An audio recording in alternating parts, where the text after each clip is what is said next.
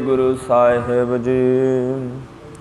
श्री नानक पाद पंकज बंदन, पाद पंकज बंदन।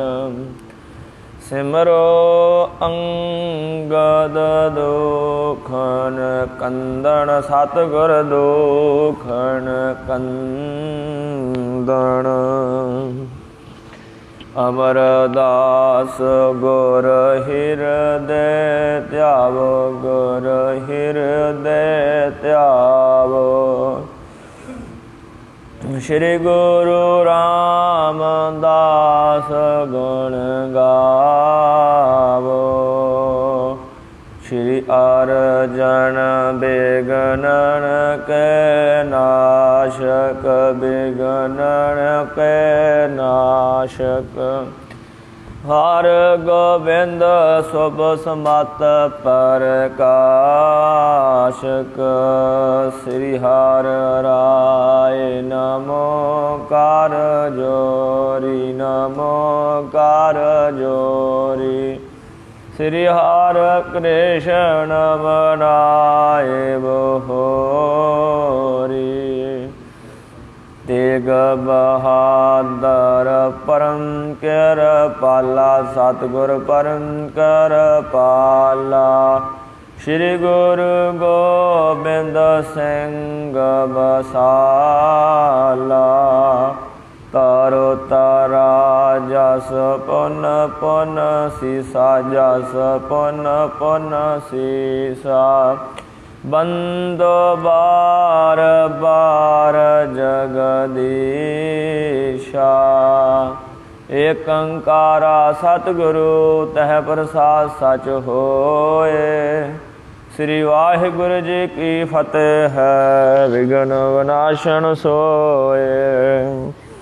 सत सत अनपहो सदा, कह लग करो बखान। श्री माया जग तारनी, राखो लाज निधान। सतनाम श्री वाहिगुरु साहिब जी। दोहरा राओ पकर बाहरो लयो। हवेली लई खुलवाए, किशक सिंह गुर संग वड़े। दोए साहिबजादे रलवाए। वाहिगुरु जी का खालसा, श्री वाहिगुरु जी की फतेह। राजान राज प्रधान भान, रहमतां दे घर चौ तख्त दे मालक। धन धन श्री गुरु ग्रंथ साहिब महाराज जी दी पवित्र हजूरी विच सुभाएमान गुरु प्यारी गुरु सवारी साध संगत जीओ। जो आप जी हर रोज़ प्राचीन पंथ प्रकाश, शहीदां दा इतिहास, खालसे की उत्पत्ति का इतिहास सरवण करते हो।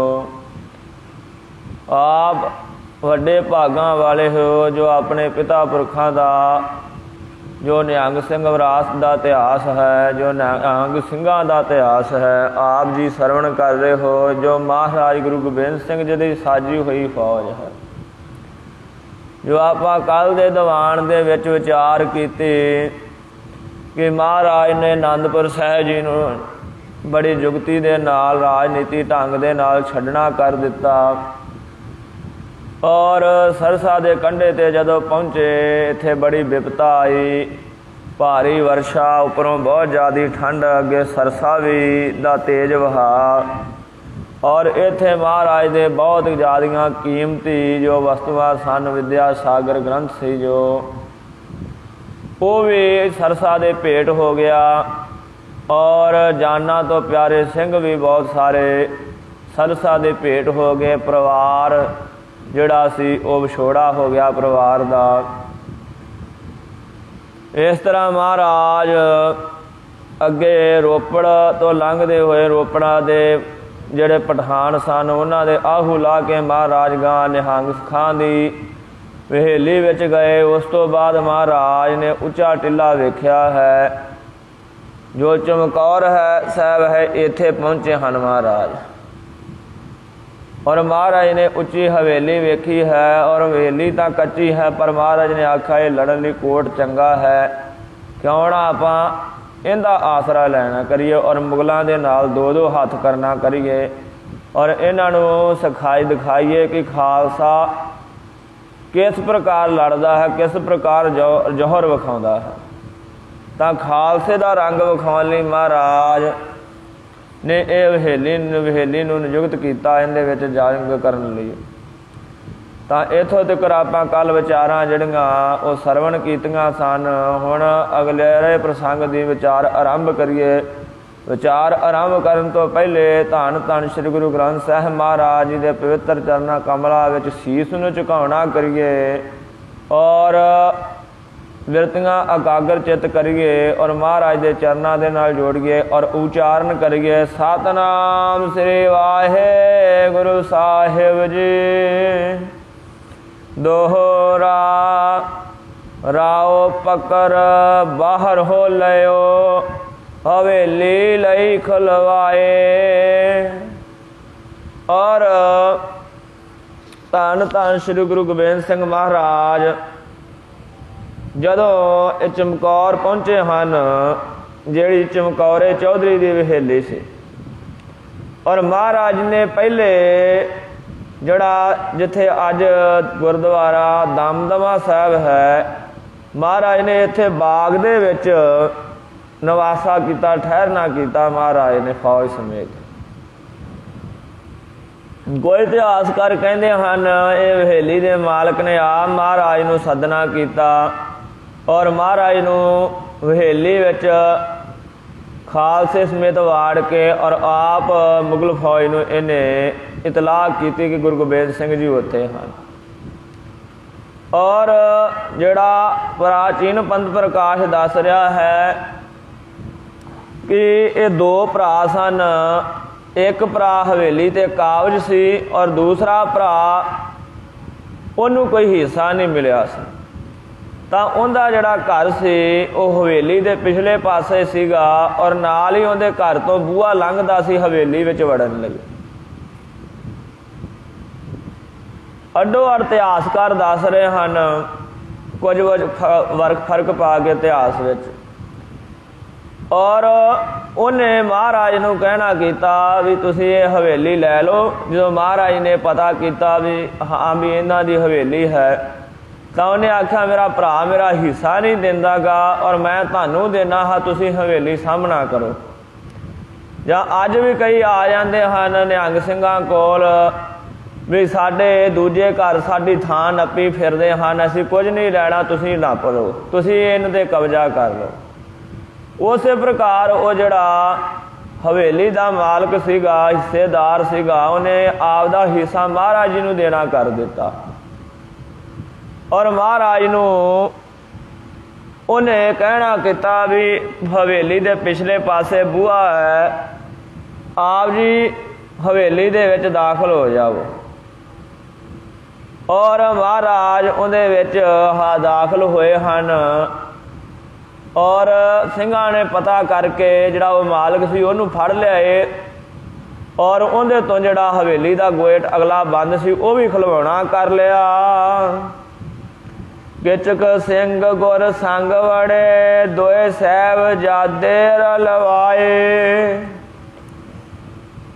और कोई सिंघां समेत और दोवें साहिबजादे बाबा अजीत सिंह बाबा जुझार सिंह समेत महाराज हवेली विच दाखल होए हैं।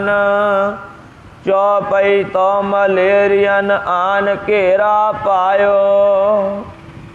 और सतगुरु जी जदों कच्ची गढ़ी दे विच दाखल होए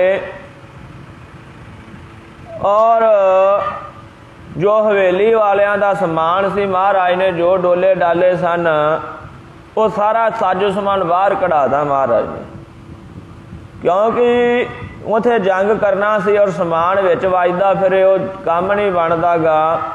इसलिए महाराज ने जिहड़ा जिन्ना साजो समान सी उन्हां दा बाहर कढ़ाउणा करता महाराज ने।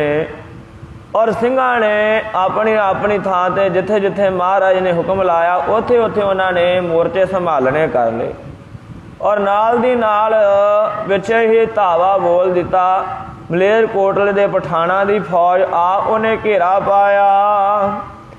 ਨਹਿ ਦਾਣਾ ਕਿਛ ਉਸ ਮਦ ਥਾਇਓ। ਔਰ ਇਹ ਹਵੇਲੀ ਕੱਚੀ ਬਣਾਈ ਹੋਈ ਸੀ ਔਰ ਦਰਿਆ ਦੇ ਕਿਨਾਰੇ 'ਤੇ ਸੀ ਔਰ ਉਹਦੇ ਵਿੱਚ ਕੋਈ ਰਸਦ ਪਾਣੀ ਨਹੀਂ ਸੀਗਾ, ਕਿਉਂਕਿ ਕਿਹੜਾ ਮਹਾਰਾਜ ਨੂੰ ਵੀ ਉੱਥੇ ਜਿਹੜਾ ਪਹਿਲਾਂ ਲੜਾਈ ਲਈ ਜਿਹੜੀ ਜੰਗ ਲਈ ਇਹ ਥਾਂ ਨਿਯੁਕਤ ਕੀਤੀ ਹੋਈ ਸੀ, ਜੇ ਉੱਥੇ ਵੀ ਸਾਜੋ ਸਮਾਨ ਭੇਜਿਆ ਹੋਇਆ ਸੀ, ਤਾਂ ਨਾ ਹੀ ਜੇ ਹੁੰਦਾ ਵੀ ਕੋਈ ਅਨਾਜ, ਇੰਨਾ ਟਾਈਮ ਹੀ ਨਹੀਂ ਸੀ ਕੋਈ ਬਣਾ ਕੇ ਛਕ ਲਈਏ, ਕਿਉਂਕਿ 7 ਮਹੀਨਿਆਂ ਦੇ ਸਿੰਘ ਭੁੱਖੇ ਸਨ ਔਰ ਉਹ ਕੱਲੀ ਸਿਦਕ ਨੂੰ ਨਿਭਾ ਰਹੇ ਸਨ। ਮਹਾਰਾਜ ਸਿੱਖੀ ਸਿਦਕ ਮੰਗਿਆ ਹੈ ਖਾਲਸੇ ਨੇ ਔਰ ਮਹਾਰਾਜ ਨੇ ਬਖਸ਼ਿਆ ਹੈ, ਉਹ ਨਿਭਾਉਣਾ ਕਰ ਲਏ ਹਨ। ਜਿਹੜੀ ਸਿੱਖੀ ਹੈ ਕੇਸਾਂ ਸਵਾਸਾਂ ਦੇ ਨਾਲ ਨਿਭਾ ਰਹੇ ਹਨ, ਬਿਨਾਂ ਭੁੱਖਿਆਂ ਲੜ ਰਹੇ ਹਨ। ਔਰ ਇੱਥੋਂ ਤੱਕ ਕਹਿਣਾ ਕੀਤਾ ਆਨੰਦਪੁਰ ਵਿੱਚ, ਹਾਲ ਹਮਾਰਾ ਐਸੋ ਭਇਓ, ਹਾੜ ਚਾਮ ਹਮਰੋ ਗਲ ਗਇਓ। ਕਿਉਂਕਿ ਨਾ ਤਾਂ ਪਿਆਸੇ ਸੀਗੇ, ਹੈ ਥੇ प्यासे, भूख की शिद्दत कमाल सी,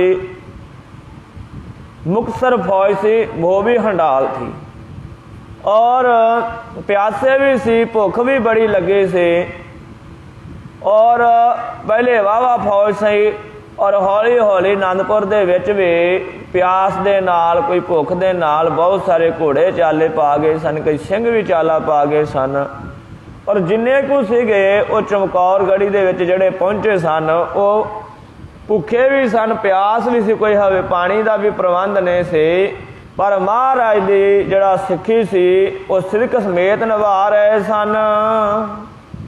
नाहे हुती कुछ जुगत लड़ाई, और ना ही हवेली दे विच कोई मोर्चा बंदे से, क्योंकि वो एक घर सीगा, वो भी कच्चा कोट बनया होया सी, उत्थे कोई हवीले दे विच कोई मोर्चा बंदी नहीं बनाई गई सी। फौज सभी कंध पिछली आई और मलेरकोटल वालियां दी फौज ने हल्ला बोल दिता, उन्होंने कंध ते चढ़न की कोशिश की, अगों शाखाल से शस्त्र चलाए। अगों गुरु के लाला ने खालसे ने शस्त्र चलाने कीते हन, होते बचे थे जो उन पाए। जो ਸਿੰਘਾਂ ਕੋਲ शस्त्र बचे सन कमर कसियां दे विच, राम जंगे भी सन, तीर कमान भी सन, श्री साहब तां ਸਿੰਘਾਂ दे कोले सदा ही हुंदिया, सदा अंग संगे अभंगम बभूते। तां इस तरह ये शस्त्र चलाने कीते। मार पठान तब दए हटाए, ਸਿੰਘਾਂ ने हवेली दे अंदर ऐसी मार की शस्त्रां दे, जिन्ने पठान से वो मार के पिछां सुट दिते।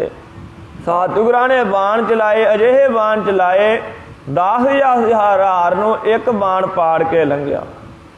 इतिहास दसदा है जदों सारे जिहड़े शस्त्र सन गिले हो चुके सन, गोला बरूद सिक्का भी गिला हो सकिया सी, बंदूकां किवें चलदियां, जदों सारा सिक्का ही बरूद ही सारा गिला हो चुकिया सी। तां महाराज ने जिहड़े जदों चमकौर साहब पहुंचे और महाराज उच्चे वो जिहड़ा चवारा सी उत्थे बैठे हुए सन, उन्होंने जिहड़े आपदे शस्त्र सन महाराज ने वो रख छड्डे सन, तीर भी है खिलार छड्डे सन भी उन्हां चों पानी सुक जावे। और जो इक्के वारी 10 लाख की फौज चढ़ के आई, एडा वड्डा फौज का घेरा पिया, तो भाई दया सिंह जी कहते महाराज इन्नी फौज का आपां किवें टाकरा करांगे। और महाराज के जिहड़े नेत्र सन सुन के लाल हो गए, डौले फरकन लगे और महाराज वीर रस दे विच आ गए। महाराज ने अपना कमान चक्या और जिहड़ा कफरा तीर सी वो चक के महाराज ने इक्के वारी तंदी खिंच के पूरी कन तक जदों छड्डिया ना, वो शू करदा लंघिया 10,000 की फौज नूं पाड़ के लंघ गया। तो महाराज कहते इस प्रकार आपां जंग करांगे। तो खालसे नूं महाराज ने हौसले दिते, जदों महाराज आप शस्त्र चलाउंदे सन, किन्नियां किन्नियां नूं लंघ पाड़ के लंघदे सन। और बाबा जीवन सिंह भाई जैता सिंह जी वर्गे योधे सन। वो इतिहास दसदा है जदों वो तीर चलाते सन ऐसे कामल बिस्क चलाए सवा कोस न रह ना पाए। सवा को तक ਜਿਹੜਾ ਮਨੁੱਖ ਜਦੋਂ ਤੀਰ ਲੰਘਦਾ ਸੀ ਉਹ ਪਾੜ ਕੇ ਹੀ ਤੀਰ ਲੰਘਦਾ ਸੀ। ਸਵਾ ਕੋਹ ਤੱਕ ਜਿਹੜਾ ਆਦਮੀ ਜਿਉਂਦਾ ਨਹੀਂ ਰਹਿੰਦਾ ਸੀ ਜਦੋਂ ਬਾਬਾ ਜੀ ਤੀਰ ਛੱਡਦੇ ਸਨ। ਏਡੇ ਏਡੇ ਕੋ ਮਹਾਰਾਜ ਕੋਲ ਯੋਧੇ ਸਨ, ਉਹਨਾਂ ਨੂੰ ਸਾਰਿਆਂ ਨੂੰ ਜਿਹੜਾ ਬਲ ਬਖਸ਼ਦੇ ਸਨ ਉਹ ਗੁਰੂ ਗੋਬਿੰਦ ਸਿੰਘ ਮਹਾਰਾਜ ਜੀ ਬਖਸ਼ਦੇ ਸਨ, ਕਿਰਪਾ ਕਰਦੇ ਸਨ। ਤੋ ਲਾਹੌਰ ਨਾਹਰ ਖਾਂ ਪੜਿਓ ਆਏ।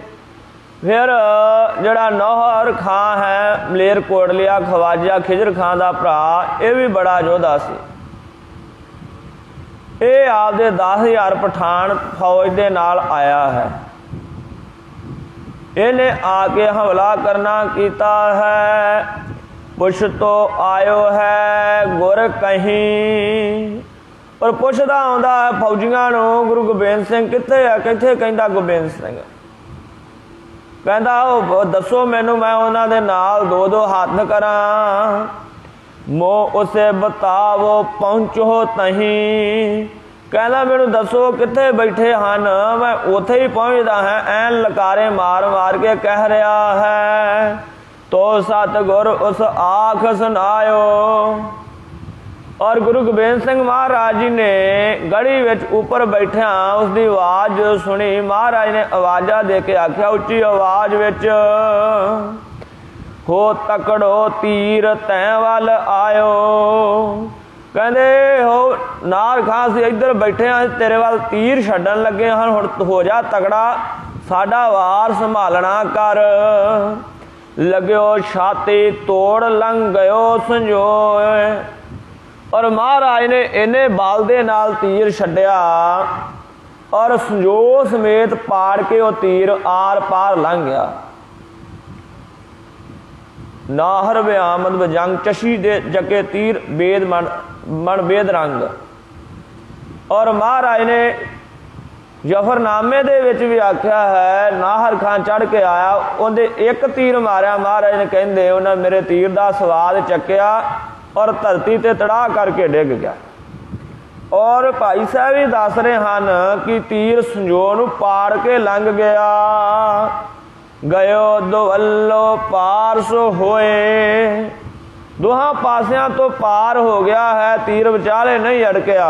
इतने जोर नाल मारिया महाराज ने सड़क करदा होया पार लंघ गया है। गिरियो भूम पर झूमै सोए, और झूम के धरती ते तड़ा करके डिग्या है बेसुध हो के। लै लोथ नठे उससे थोए। जो उहदे नाल दे सिपाही सन साथी सन, उहदी लोथ नूं लाश नूं चुक के पिछां नूं भजदे हन। दोहरा आए जो नाहर थात थे सो बहु दीने मार। भाई दास साहब जी कहते हैं नाहर खां अपने 10,000 सिपाहियों के नाल आया सी, 10,000 साथियों के नाल, और उन्हां चों एक भी नहीं महाराज ने मुड़न दिता। महाराज के जुझारू सिंघां ने मुड़न नहीं दिता। महाराज ने ये तीर मारे, उन्हां दियां छातियां विन विन रख दियां, पाड़ पाड़ सुटते। और महाराज जी कोल अस्त्र विद्या की जुगत सी, दिव्या अस्त्र महाराज पैदा कर देंदे सन। जिहड़ा 1 तो 10, 10 तो 100, 100 तो 1000, 1000 तो 10,000 कई हज़ारां दे महाराज शस्त्र प्रगट कर देंदे सन। एक तीर तो अनेकां तीर हो जाते सन, क्योंकि महाराज विच कला है, एक है अनेक है फिर एक है। वो कृपा दे घर हन। किश सतगुर किश खालसे कर साहब जादन वार। वो 10 दे 10,000 ही मारने करते। वो 10 दे 10,000 जम दे भेंट करते महाराज ने। कोई तो खालसे ने शिकार खेड़ता उन्हों का, कोई साहबजादियां ने खेड़ दिता है। चौपई जही खबर उस भई बरादर। और उहदे सके भरा नूं इह गल पता लगी है। ख्वाजा खिजर बड़ कहात बहादर, इहदा नाम ख्वाजा खिजर खां से, जिन्हों महाराज ने आख्या है ख्वाजा मरदूद साए दी बार, नियामत बमैंदा बाह मरदाने वार। कहते मर्दां दे वांगू नहीं लड़िया, यह मरदूद है, मरिया होया जिहड़ा तरकारिया होया। महाराज ने इहदा यह नाम लिखा, असल इहदा नाम ख्वाजा खिजर खां सी, ये चढ़ के आया है। सो आयो जिम मस्तों फीलो, वो ऐ आया जिवें मस्त हाथी झूमदा आउंदा होवे। लोथ पई पिख मुख भयो पीलो, जदों आपदे सके भरा दी उन्हें लाश पई वेखी है, वेख्या कि एक ही तीर मारिया है, वो पाड़ के लंघिया होया है। तां वो वेख के आपदे भरा नूं भी एडा वड्डा जोधा इके तीर नाल पाड़ के सुट दिता है। उहदा जिहड़ा मूँह सी वो सुक गया है, मूँह का जिहड़ा रंग है पीला हो गया, लालियां उड़ गईयां। आगे सतगुर शेर दिखायो, अगे जदों ने वेख्या सतगुरु महाबली केहर जिहड़ा बब्बर शेर हुंदा है, बब्बर शेर की तरह सतगुरु जी बैठे हुए हन। होए शर्मिंदे शीस कंध लकोयो, आया तो बड़ी बहादरी नाल सी महाराज दा जाहो जलाल वेख के। उन्हें आख्या कि मैनू ना तीर मार के किते नरकां चों सुट देण। उन्होंने डरदे मारे ने कंध दे नाल जिहड़ा आपदा सिर लकोलिया है। सतगुर उसे बहुत ललकारा, सतगुरु जी उन्होंने सतगुरु जी ने बड़ा ललकारना किया। आ तू आके मर्दा वांग सामने हो, आयो तुम्हें तुम करें दो था बारा। कहते आ सामने आ, कोई दो बार तू कर, कोई दो बार असी करिए। हुसे आवाज तू उड़ गए, उहदे तो होशो वाश ही उड़ गए, सुध बुद्धि उहदी चली गई। उन्हें तीर सतगुर लख लए, क्योंकि उन्हें सतगुरां दे तीरां दे जोर वेख लए सन। आप रहो वह कंध ओट, वो आप कंध दी ओट लैके बैठा रहा। गल ले आवे और न चोट, और हुक्म दे के आपदे सिपाहियां नूं अगे कर रहा, कहंदा हल्ला बोलो। तो वजीर तुरत तह आयो, और सरहंद दा सूबादार वजीर खां चढ़ के आया है छेती। आन उन्हें पी जंग मचायो, उन्हें भी आके बड़ा घमसान दा जंग मचाउणा कीता है। उन्होंने पी बहुत जोर लगायो, और नाल पहाड़िए भी चढ़ के आ गए। उस तो पिछों भीम चंद वर्गिया ने भी बड़ा जोर लगाया है। मैदान में आके सिंघां नाल लड़े हन। दोहरा सबे लाए बल थक रहे, टुटी सो जाग गया नाहे। वो आके बल आके थक गए हन 10 लाख फौज दे नाल, क्योंकि फौज घटी नहीं, 10 दी 10 लाख रही है, आई गई है फौज। सारे हिंदुस्तान की जो 22 सूबियां की फौज सीगी वो चढ़ चढ़ के आई गई है। पहाड़ी राजे जिहड़े बहुत सारे गद्दार सन, उन्हां दी भी फौज चढ़ चढ़ के आई गई है। और उस तो बाद 22 लाख की फौज सी औरंगजेब कोल। चमकौर तो बाद 10 लाख ही रह गई सी। तो उन्होंने जोर ला ला थक गए हन। ना गढ़ी का गेट टुटिया है, ना गढ़ी विच वड़ सके हन। डेरे कीने गिरद तिन मनुख बहु मरवाए। बड़ी फौज मारी गई हज़ारां की गिनती दे विच।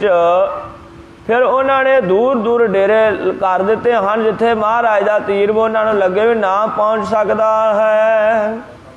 चौपई अब अंदर की बात सुनाऊं। भाई रतन सिंह जी आपां नूं कह रहे हैं भी हुण मैं अंदर दी तुहानूं गल सुनाउणा भी चमकौर दी गढ़ी दे विच की हो रहा सी। और मरे अफसर नूं कहंदे हन, मरे अफसर साहब तू बाहर दा रंग तां वेख लिया है किवें महाराज ने रंग विखाउंदे हन, हुण अंदर दी जिहड़ी खेड चल रही है गड़ी दे विच वो भी सुनना कर। हो तोण अंदर अन्न कथाऊ, कहंदा अंदर किसी भी थां ते थोड़ा भी मात्र अन्न नहीं है। कंध चिनी किश कच्छी ना आछी ना है, और जी कच्चियां कंध भी कच्ची सी, कोई खास तरह वो चंगी तरह चिनी नहीं हुई सी। होते ना मुरचे रखे माहे, और उनदे विच कोई मोर्चे भी रखे नहीं हुए सी कि जंग करने लई, क्योंकि ये जड़ी हवेली सी एक घर सी बनाया सी वसन वास्ते। जिन सिद्धे कर शस्त्र चलाए, और कोई भी मोर्चा नहीं सी जिथों सिद्धे करके कोई ऊट लैके, भी जिवें गड़ियां दे विच मोर्चे बने हुंदे हन, उन्दियां ऊटां लैके जिहड़े सिपाही हुंदे हन, योधे हुंदे हन, वो आपदे शस्त्र अस्त्र चला सकदे हुंदे हन। जैसे ओट कर सीस बचाए, कोई किंगरा नहीं सी जिंदी ओट करके सिंह अपना सीस बचा सकन और दुश्मन का जिहड़ा वार सीधा ना लग सके। नह लभे तह भुन को भुनन को दाना, जिथे कोई भी अनाज नहीं सीगा, कोई एक दाना भी नहीं सी, और इन्ना तो समझ नहीं सी कि कोई भुन के छागी लईए। जो लभे ता कद मिले खाना, जे लभ भी जावे कदों समा सी, कोई उन्होंने कच्चा भी खाण का समय नहीं, भुन के खाण की तो गल ही दूर दी सी। दारू सिक्को गयो मुकाई, तो हुण जड़ियां बंदूकां सी, जिहड़ा उन्हां दा बरूद सुका लिया सी, पिछे जिहड़ा गिला हो गया सी, हुण वो भी बरूद चल चल के राइफलां दे विचों मुक गया सी। रहे ना तीर तुरनी रन माही, और हुण पत्थियां दे विच जिहड़े भरे हुए पत्थे सन, उन्हां विचों तीर भी मुक गए, पत्थे भी खाली हो गए। जख्मी जोग कित लभे न पानी, जोड़े सिंह जख्मी हो गए सन, उन्हां वास्ते पानी का भी कोई प्रबंध नहीं सी अंदर। ऐसी औखी तहां बिहानी, ऐसा औखा समा उत्थे बनिया। महाराज दे सिखां ने 40 ने 10 लाख दा फौज दे नाल टाकरा करके दुनिया विच एक वखरी मिसाल पैदा करती। और महाराज ने जिहड़ा वर्जन किया सी 1.25 लाख से एक लड़ाऊं तबे गोबिंद सिंह नाम कहाऊं, महाराज ने वो पूरे कर दिते। और जिहड़े राजे हुंदे हुंदे हन, जिहड़े पूरे जरनैल हुंदे हन, उन्हां विच ही इन्नी कुछ स्पिरिट हुंदी है कि वो लखां फौजां दा कल्ले कल्ले सामना कर सकण।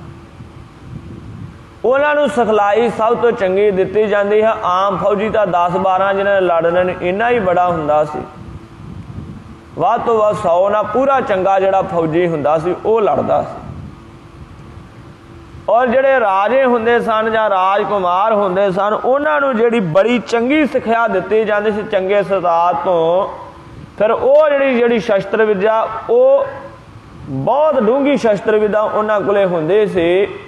वो कई योधियां दे नाल, हज़ारां दे नाल, लखां दे नाल कल्ले कल्ले लड़न दे काबिल हुंदे हन, वो सवार हुंदे हन। तां वेखो महाराज ने वो जिहड़े 40 सी उन्होंने ये जी सिखलिया दिती जिहड़ी चंगे चंगे राजियां दे कोल भी सिक्ख्या नहीं सी। महाराज ने आख्या सी जिनकी जात वर्ण कुल माही, सरदारी भई ना कदाही, तिन्ही को सरदार बनाऊं तबे गोबिंद सिंह नाम कहाऊं। वो राजियां दे वांग लड़े, क्योंकि उन्होंने महाराज ने सरदारियां दित्तियां सी, राजियां वाले अबलास नहीं कल्ले दिते सी, महाराज ने उन्हां विच गुण भी राजियां वाले भरे सन।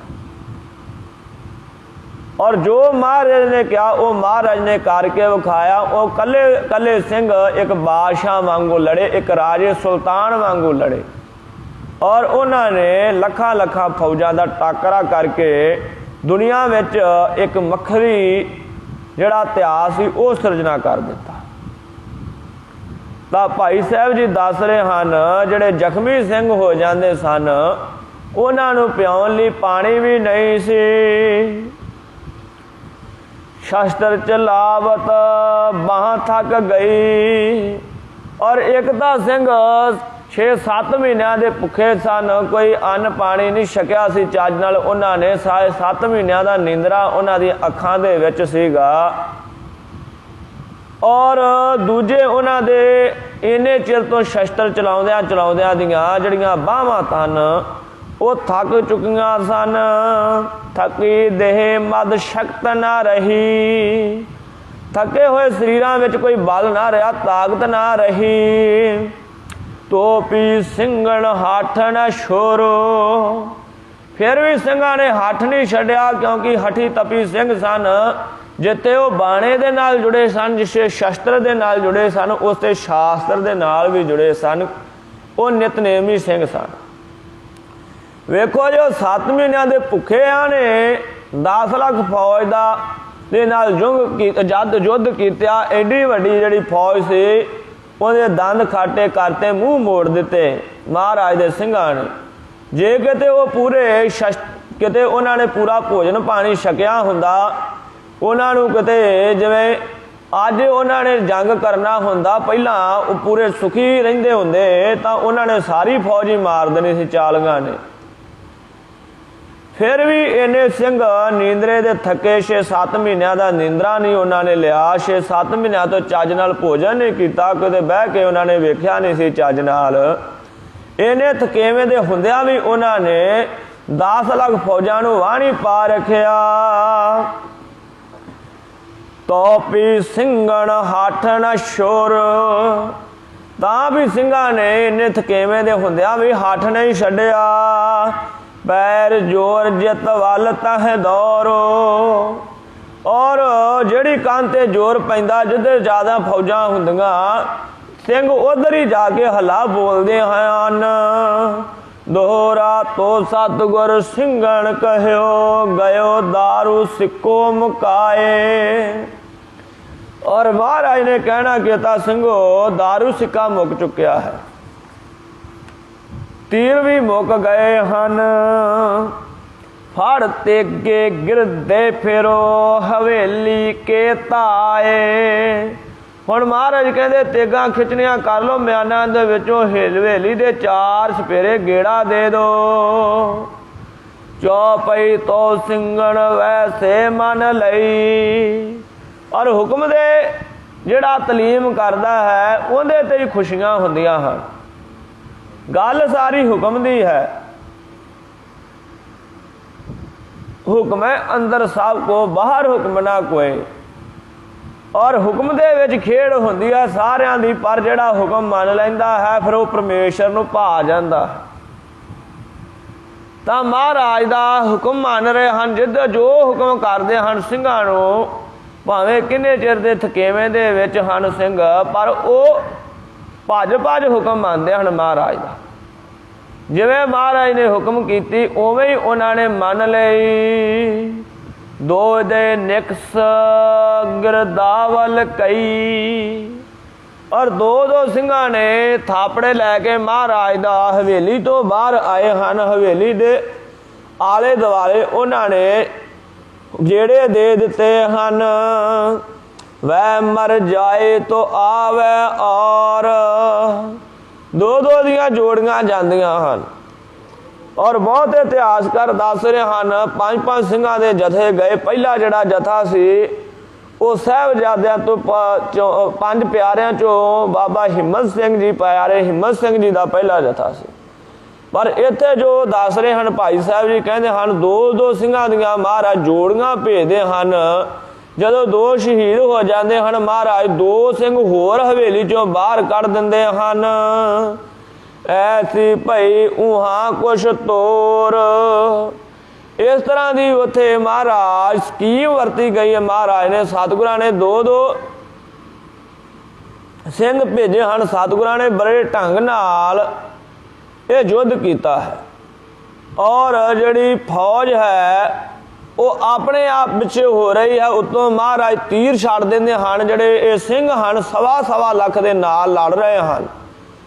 और जो महाराज का हुक्म है 1.25 लाख से एक लड़ाऊं तबे गोबिंद सिंह नाम कहाऊं।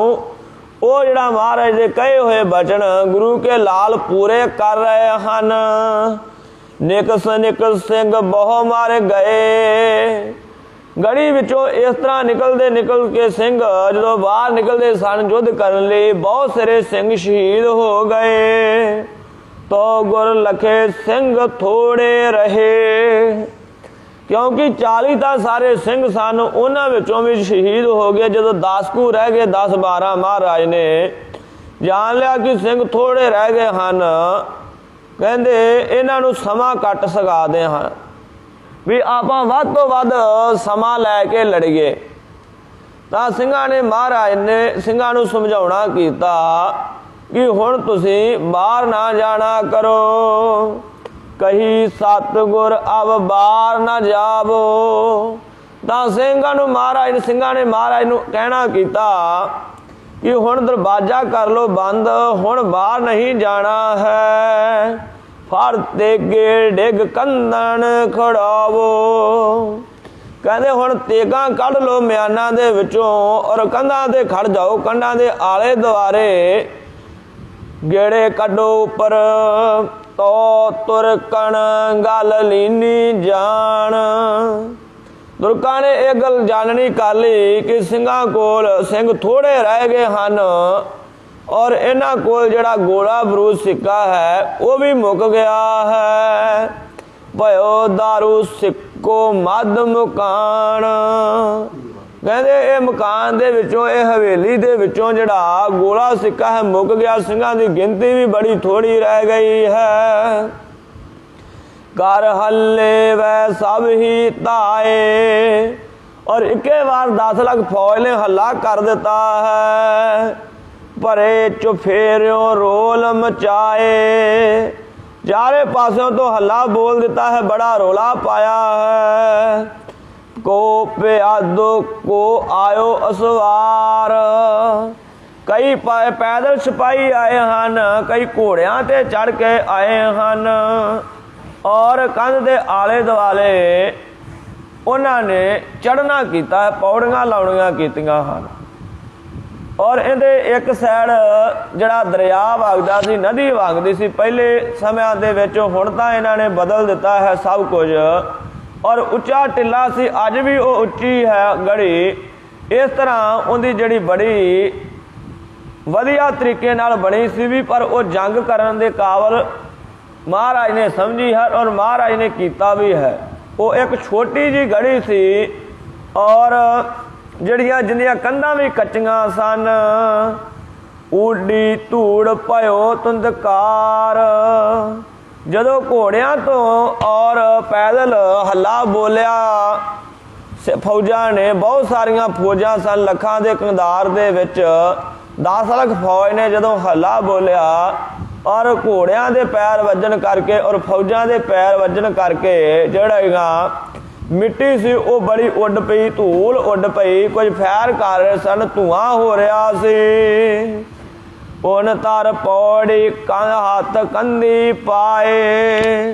उन्होंने कंधा दे नाल जिहड़ी पौड़ियां ला के जो उपर चढ़ के कंध ते हाथ रखे हैं। अगों सिंघन कट हाथ गराए। अगों गुरु के लाला ने, गुरु के खालसे ने तेगां मारियां हत्थां ते और जिहड़े हाथ सन गुट सन वढ दिते। दोहरा चौफेरियों हा चढ़ हाथ कतंग तेम तेम संग कटाए। चारे पासों जिहड़ा हवेली ते चढ़न लगदा है हाथ रखदा हवेली ते और सिंह ਉਹਦੇ गुट वढ़ दिंदे ਹਨ।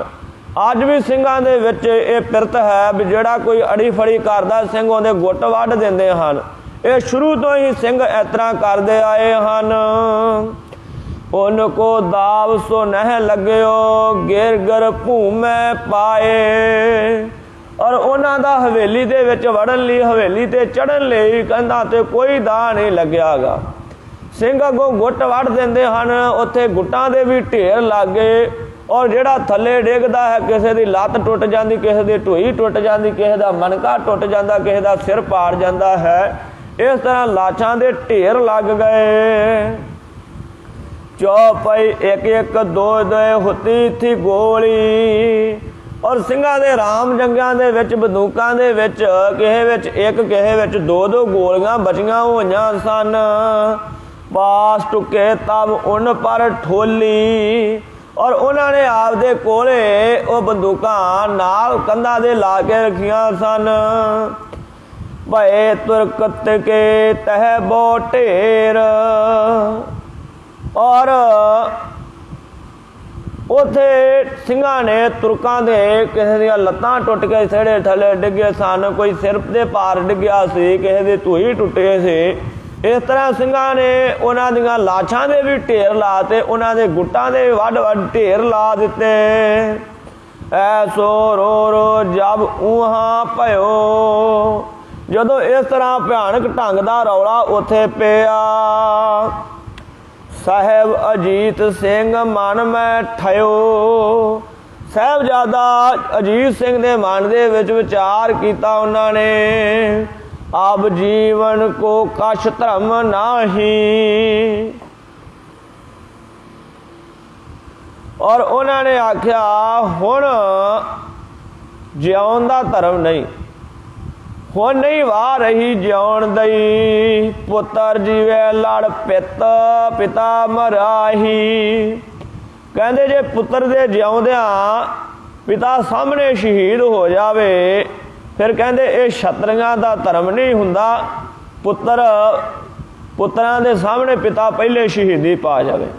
कहते पुत्र दा फर्ज है पिता तो पहला पिता दे सामने जंग दे विच शहीदी पावे। अब मनु मोयो पित अर्जन जीवत।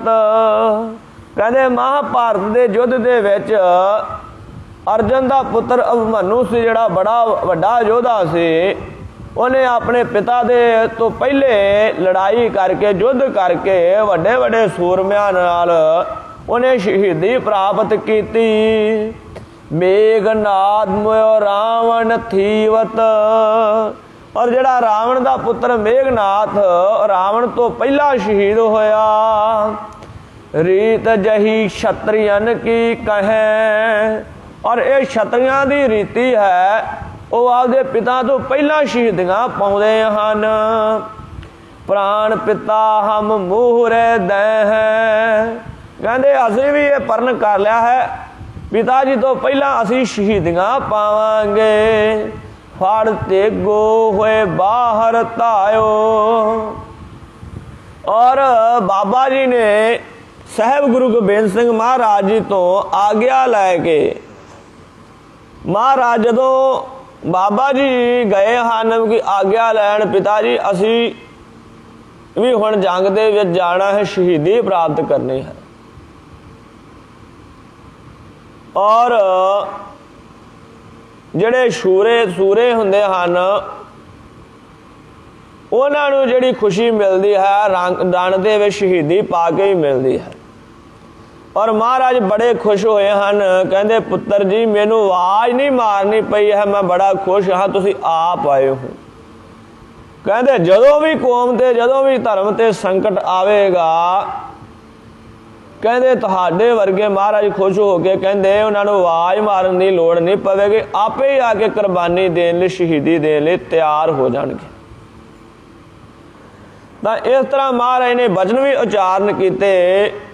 बाबा जी ने महाराज तो आग्या लैके जंग नूं धावा बोल दिता है। अगे अड़ियो सो मार गरायो। इन्नी तेजी नाल लड़े हन, हल्ला बोलिया है साहिबजादा जी ने, माँ बाबा जी ने। जिहड़ा उन्हां दे अगे अड़िया उन्होंने मार के सुट दिता है। और वो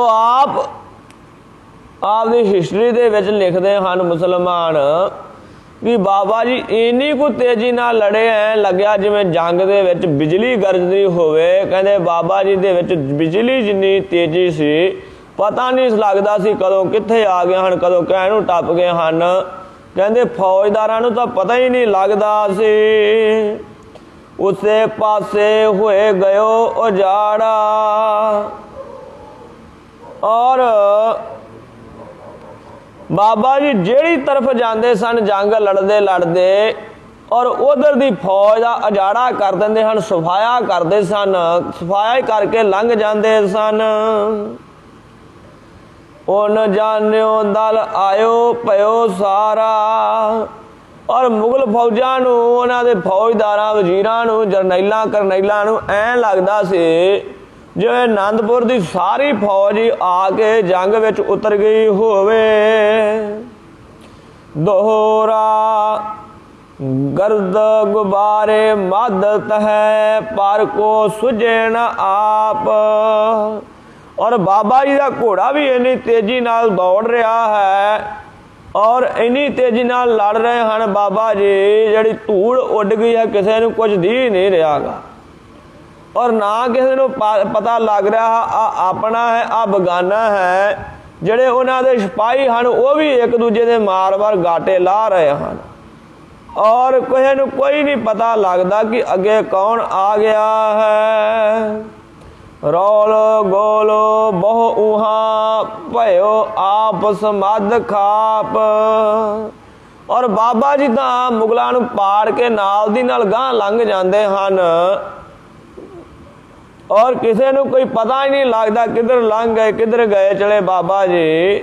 ਔਰ ਬੜਾ ਰੌਲਾ ਗੋਲਾ ਪੈ ਗਿਆ ਹੈ, ਆਪਸ ਵਿੱਚ ਹੀ ਉਹ ਇੱਕ ਦੂਜੇ ਨੂੰ ਕੱਟ ਵੱਢ ਰਹੇ ਹਨ। ਕਈ ਸੋ ਤੁਰਕਨ ਮਾਰਤ ਹੈ ਸ੍ਰੀ ਉਜਾਜ ਸ੍ਰੀ ਜੀਤ ਸਿੰਘ ਸ਼ਹੀਦੀ ਲੀਨ। ਲੱਖਾਂ ਦੀ ਫੌਜ ਨੂੰ ਮਾਰ ਕੇ ਬਾਬਾ ਅਜੀਤ ਸਿੰਘ ਜੀ ਨੇ ਸ਼ਹੀਦੀ ਪ੍ਰਾਪਤ ਕੀਤੀ ਹੈ। ਐਂਡ ਤੇ ਜਦੋਂ ਲੜੇ ਹਨ ਅੰਤ ਦੇ ਵਿੱਚ ਇੱਕ ਮੁਗਲ ਸੀ ਜਿਹਦਾ ਕੱਦ ਵੀ ਬਹੁਤ ਜ਼ਿਆਦਾ ਸੀ, ਜਿਹਦੇ ਸੰਜੋਗ ਵੀ ਪੈਰਾਂ ਤੋਂ ਲੈ ਕੇ ਜਿਹੜਾ ਅਨਵਰ ਖਾਨ ਸੀ ਉਹਦੇ ਨਾਲ ਲੜੇ ਹਨ ਬਾਬਾ ਜੀ। ਔਰ ਅਨਵਰ ਖਾਨ ਨੇ ਜਦੋਂ ਵੇਖਿਆ ਕਿ ਬਾਬਾ ਜੀ ਦੇ ਕੋਈ ਸ਼ਸਤਰ ਨਹੀਂ ਹੱਥ ਦੇ ਵਿੱਚ ਰਿਹਾ, ਨਿਹੱਥੇ ਹੋ ਗਏ, ਕਿਰਪਾਨ ਟੁੱਟ ਗਈ। ਪਹਿਲੇ ਉਹਨਾਂ ਦਾ ਜਿਹੜਾ ਵਰਸ਼ਾ ਸੀ, ਜਿਹੜੀ ਸਾਂਗ ਸੀ, ਉਹ ਇੱਕ 9 ਫੁੱਟਾ ਉਹਨਾਂ ਕੋਲ ਯੋਧਾ ਸੀਗਾ ਜਿਹੜਾ ਬੜਾ ਭਾਰੀ ਆਕਾਰ ਦਾ ਸੀ, ਬੜੇ ਵੱਡੇ ਆਕਾਰ ਦਾ ਸੀ, ਬੜਾ ਭਾਰੀ ਯੋਧਾ ਸੀ। ਜਦੋਂ ਬਾਬਾ ਜੀ ਨੇ ਉਹਦੇ ਸਾਂਗ ਮਾਰੀ ਬੜੇ ਜ਼ੋਰ ਨਾਲ, ਰਕਾਬਾਂ 'ਤੇ ਖੜੇ ਹੋ ਕੇ ਉਹਦੇ ਸਰੀਰ ਨੂੰ ਪਾੜ ਕੇ, ਘੋੜੇ ਦੀ ਕਾਠੀ ਨੂੰ ਪਾੜ ਕੇ ਘੋੜੇ ਤੋਂ ਹੇਠਾਂ ਵੱਜੀ। ਤਾਂ ਜਦੋਂ ਬਾਬਾ ਜੀ ਨੇ ਇੱਕੇ ਵਾਰ ਖਿੱਚੀ, ਉਹ ਜਿਹੜੀ ਸਾਂਗ ਰਹਿ ਗਈ ਇਕੱਲੀ ਪੈਪ, ਔਰ ਜਿਹੜਾ ਵਰਸ਼ਾ ਸੀ ਉਹ ਟੁੱਟ ਕੇ ਵਿੱਚ ਧਸ ਗਿਆ ਹੁੰਦੇ ਸੰਜੋਗ ਦੇ। ਤਾਂ ਫਿਰ ਬਾਬਾ ਜੀ ਨੇ ਕੋਚਰ ਸਾਂਗ ਨਾਲ ਲੜੇ। ਉਦੋਂ ਬਾਅਦ ਤਲਵਾਰ ਕੱਢ ਲਈ ਔਰ ਜਦੋਂ ਤਲਵਾਰ ਵੀ ਟੁੱਟ ਗਈ ਬਾਬਾ ਜੀ ਦੀ, ਸਾਰੇ ਸ਼ਸਤਰ ਟੁੱਟ ਗਏ ਔਰ ਬਾਬਾ ਜੀ ਕੋਲ ਕੱਲੀ ਕਟਾਰ ਰਹਿ ਗਈ ਖਜ਼ਾਨੇ ਕਬਰ ਕਸੇ ਦੇ ਵਿੱਚ। ਔਰ ਜਿਹੜਾ ਉਹ ਅਨਵਰ ਖਾਨ ਸੀਗਾ ਉਹਨੇ ਆਖਿਆ ਇਹਨੂੰ ਜਿਉਂਦੇ ਨੂੰ ਫੜ ਲਓ। ਤਾਂ ਉਹ 50 ਕਦਮ ਦੀ ਦੂਰੀ 'ਤੇ ਸੀ। ਬਾਬਾ ਜੀ ਨੇ ਇੱਕੇ ਵਾਰ ਬੜੀ ਤੇਜ਼ੀ ਨਾਲ ਜੰਪ ਕੀਤਾ ਔਰ ਅਨਵਰ ਖਾਨ ਨੂੰ ਪਤਾ ਹੀ ਨਹੀਂ ਲੱਗਿਆ ਕਿ ਬਾਬਾ ਜੀ ਨੇ ਆ ਕੇ ਉਹਦੇ ਆਂਦਰਾਂ ਦੇ ਵਿੱਚ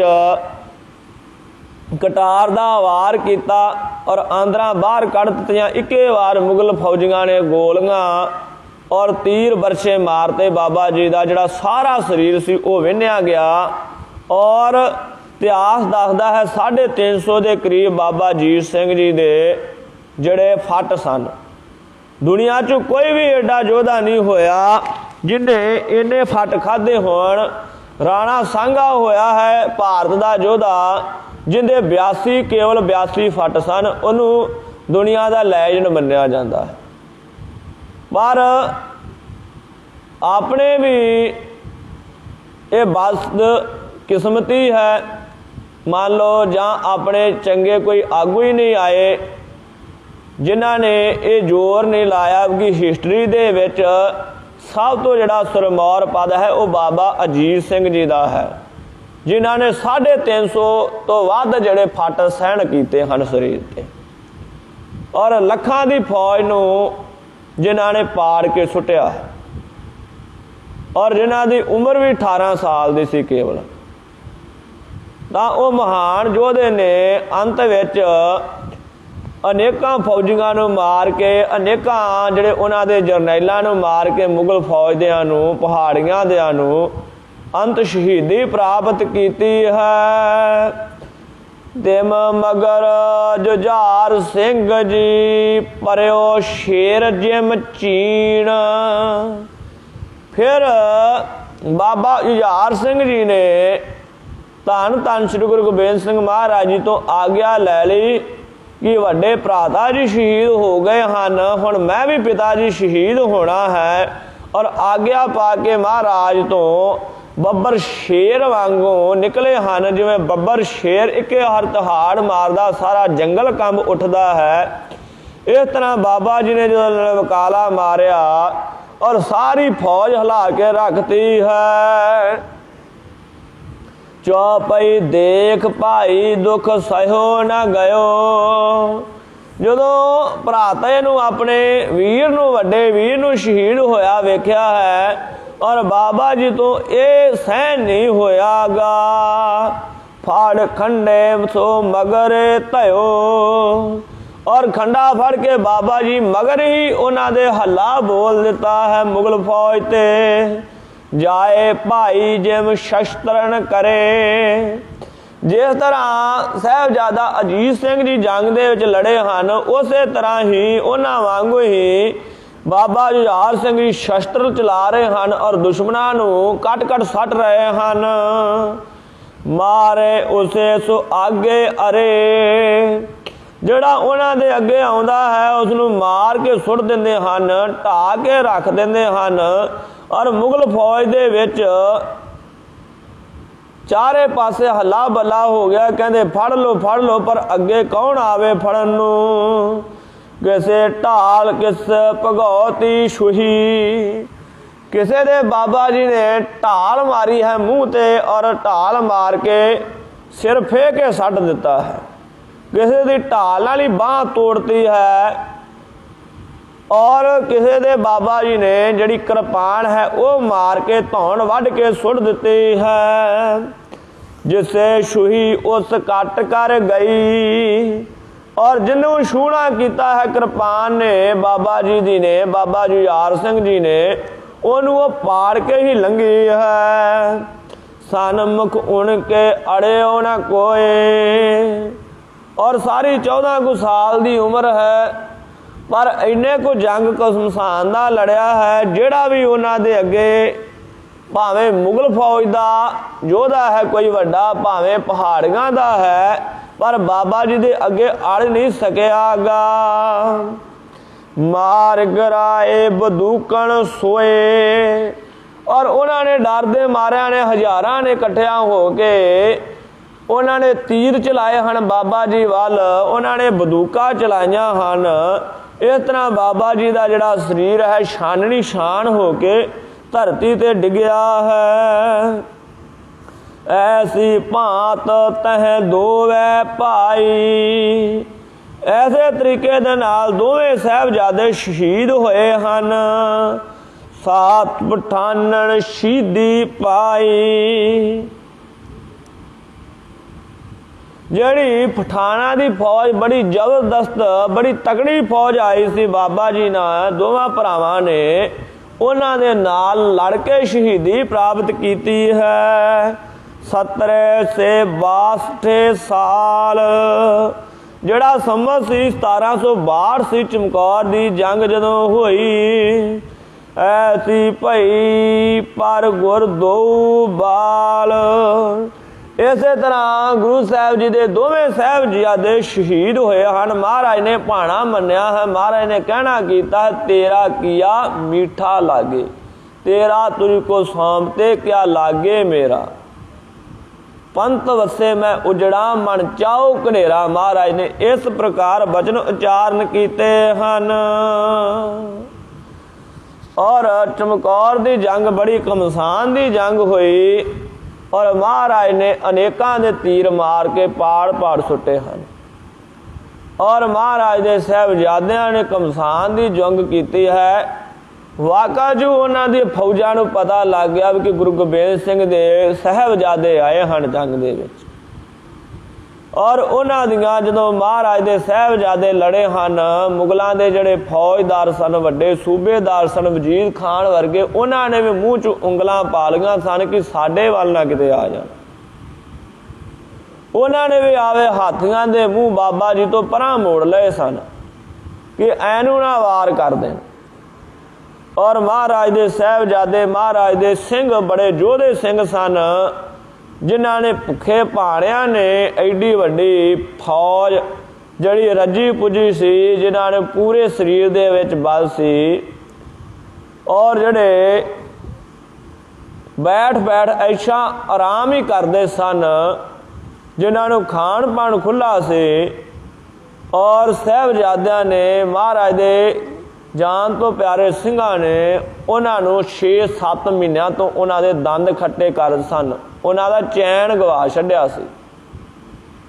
ਔਰ ਚਮਕੌਰ ਦੀ ਜਦੋਂ ਜੰਗ ਹੋਈ, ਸਾਰੀ ਦੁਨੀਆ ਲਾ ਕੇ ਰੱਖ ਦਿੱਤੀ ਵੀ ਅਜੇ ਵੀ ਸੂਰਮੇ ਹੈਗੇ ਹਨ ਦੁਨੀਆ 'ਤੇ। ਔਰ ਜਿਹੜਾ ਆਪਣਾ ਇਤਿਹਾਸ ਹੈ, ਸਿੱਖ ਇਤਿਹਾਸ, ਇਹਦੇ ਵਰਗਾ ਕੋਈ ਇਤਿਹਾਸ ਨਹੀਂ। ਇਹ ਵਿਲੱਖਣ ਇਤਿਹਾਸ ਹੈ ਔਰ ਇਹਦੀ ਮਿਸਾਲ ਦੇ ਬਰਾਬਰ ਕੋਈ ਦੁਨੀਆ ਵਿੱਚ ਮਿਸਾਲ ਹੈ ਹੀ ਨਹੀਂ, ਨਾ ਹੋ ਸਕਦੀ ਹੈ। ਕਿਉਂਕਿ ਇਹ ਜਿਹੜਾ ਖਾਲਸਾ ਹੈ ਗੁਰੂ ਗੋਬਿੰਦ ਸਿੰਘ ਦਾ ਸਾਜਿਆ ਹੋਇਆ ਹੈ, ਔਰ ਮਹਾਰਾਜ ਨੇ ਪਰਮੇਸ਼ਰ ਦੇ ਹੁਕਮ ਦੇ ਨਾਲ ਸਾਜਿਆ ਹੈ। ਪ੍ਰਗਟਿਓ ਖਾਲਸਾ ਪ੍ਰਮਾਤਮ ਕੀ ਮੌਜ। ਇਹ ਪ੍ਰਭੂ ਪਰਮੇਸ਼ਰ ਦੀ ਮੌਜ ਦੇ ਨਾਲ ਖਾਲਸਾ ਪ੍ਰਗਟ ਹੋਇਆ ਹੈ। ਔਰ ਇੱਥੇ ਹੀ ਹੁਣ ਕਥਾ ਦੀ ਸਮਾਪਤੀ ਹੈ। ਕਥਾ ਵਿਚਾਰਾਂ ਕਰਦਿਆਂ ਅਨੇਕ ਪ੍ਰਕਾਰ ਦੀਆਂ ਬੇਅੰਤ ਭੁੱਲਾਂ ਰਹਿ ਗਈਆਂ ਹਨ। ਦਾਸ ਖਿਮਾ ਦਾ ਜਾਚਕ ਹੈ, ਕੋਟਨ ਕੁੜਵਾਰ ਧੰਨਵਾਦ ਸ੍ਰੀ ਗੁਰੂ ਗ੍ਰੰਥ ਸਾਹਿਬ ਮਹਾਰਾਜ ਜੀ ਦਾ ਜੋ ਬਲ ਬਖਸ਼ਦੇ ਹਨ। ਔਰ ਕੋਟਨ ਕੁੜਵਾਰ ਧੰਨਵਾਦ ਗੁਰੂ ਕੀ ਪਿਆਰੀ ਸਾਧ ਸੰਗਤ ਜੀ ਦਾ, ਜੋ ਆਪਣੇ ਪਿਤਾ ਪੁਰਖਾਂ ਦਾ ਹਰ ਰੋਜ਼ ਇਤਿਹਾਸ ਸਰਵਣ ਕਰਦੇ ਹਨ। ਹੁਣ ਅਖੀਰਲੀਆਂ ਪੰਕਤੀਆਂ ਪੜ੍ਹ ਕੇ ਕਥਾ ਦੀ ਸਮਾਪਤੀ ਹੈ। 70 ਸੇ 62 ਸਾਲ ਐਸ ਭਈ ਪਰ ਗੁਰ ਦੋ ਬਾਲ। ਇਤ ਸ੍ਰੀ ਸਾਹਿਬ ਅਜੀਤ ਸਿੰਘ ਜੀ ਵਾ ਜੁਝਾਰ ਸਿੰਘ ਜੀ ਚਮਕੌਰ ਸ਼ਹੀਦੀ ਪਾਈ। ਵਾਹਿਗੁਰੂ ਜੀ ਕਾ ਖਾਲਸਾ, ਸ੍ਰੀ ਵਾਹਿਗੁਰੂ ਜੀ ਕੀ ਫਤਿਹ।